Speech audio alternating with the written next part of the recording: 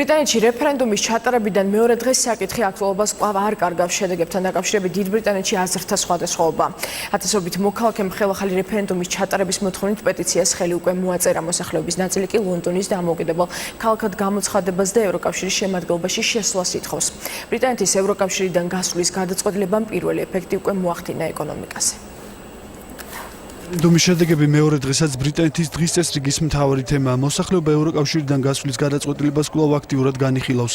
ბრიტანეთის მილიონზე მეტმა მოქალაქემ რეფერენდუმის თავიდან ჩატარების მოთხოვნით პეტიციას ხელი მოაწერა.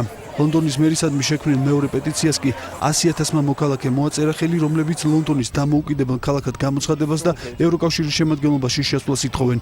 ქვეყნის მომავალზე სერიოზულად უწყხვარ გასვლა შეცდომა იყო. ვფიქრობ, რომ რეფერენდუმი მთავარი საკითხი არ უნდა ყოფილიყო, რადგან ძალიან ცოტა ადამიანია საკმარისად კვალიფიციური, რომ გონივრული და ინფორმირებული გადაწყვეტილება მიეღო.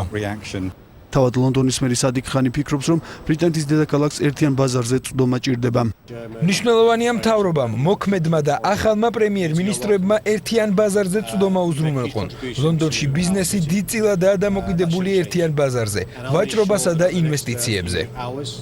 ბრიტანელების გადაწყვეტილება განხილვის მთავარი თემაა ევროკავშირში. ბერლინში ევროკავშირის დამფუძნებელი 6 ქვეყნის საგარეო საქმეთა მინისტრების შეხვედრა გაიმართა. გერმანიის, საფრანგეთის, იტალიის, ბელგიის, ლუქსემბურგისა და ნიდერლანდების საგარეო საქმეთა მინისტრები ბრიტანეთს ევროგაერთიანებიდან სწრაფად გასვლისკენ მოუწოდებენ. მოლაპარაკებები რაც შეიძლება სწრაფად უნდა დაიწყოს. ევროკავშირის წევრებმა ფოკუსირება მომავალზე უნდა გააკეთონ. არ ვფიქრობ, რომ ბრიტანეთის სხვა წევრებისთვის მაგალითი გახდება. არც ერთ მხარეს პარალიზებისა და ისტერიის მიზეზი არ არსებობს. რეფერენდუმის შედეგების გამოცხადების შემდეგ პირველი ეკონომიკური ეფექტები უკვე გამოიკვეთა. სარეიტინგო კომპანია მუდმა ბრიტანეთის საკრედიტო რეიტინგის მიმართ უარყოფითი პროგნოზი გააკეთა. ევროჯგუფის ხელმძღვანელი კი აცხადებს, რომ ევროკავშირის ერთიან ბაზარზე ბრიტანეთის საფინანსო ინსტიტუტების წვდომა შეიზღუდება, რაც მის ფინანსურ სექტორზე უარყოფითად აისახება. რეფერენდუმის შემდეგ დოლართან მიმართებაში ბრიტანულმა ფუნტმა გაუფასურება დაიწყო. საერთაშორისო სავალუტო ფონდის ხელმძღვანელი თანამშრომლობის აუცილებლობაზე საუბრობს.